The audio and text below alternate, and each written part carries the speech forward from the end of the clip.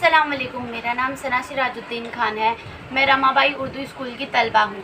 मैं 8वीं जमात में पढ़ती हूँ। एक दिन हम स्कूल गए थे, तो तभी हमारे सर क्लास में आए और सर ने हमें बताया कि हमें स्वच्छता रखनी चाहिए और हमारे देश को साफ़ रखना चाहिए।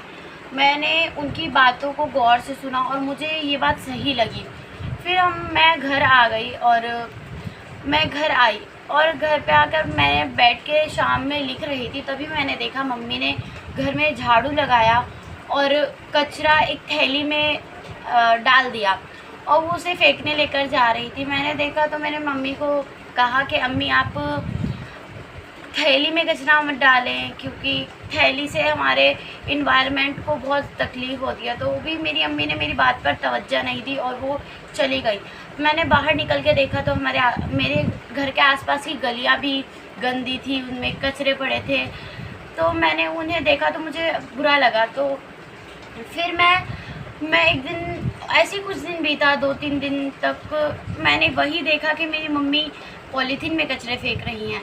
तो एक दिन मम्मी को मैंने बिठाया और उन्हें समझाया कि इससे हमारे इन्वायरमेंट को कितनी ज़्यादा तकलीफ़ होती है और इससे बीमारियां भी बहुत सारी फैलती हैं। और प्लास्टिक ऐसी चीज़ है, वो कभी गलती नहीं, चाहे आप उसे कितने भी साल तक ज़मीन में गाड़ के रख दे तो भी वो वैसे ही मिलेगी।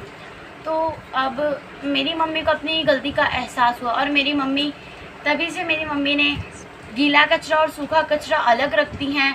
वो डस्टबिन में कचरा रखती हैं, अब थैली में नहीं डालती हैं। और वो अपने आसपास की गलियों को भी साफ़ रखती हैं।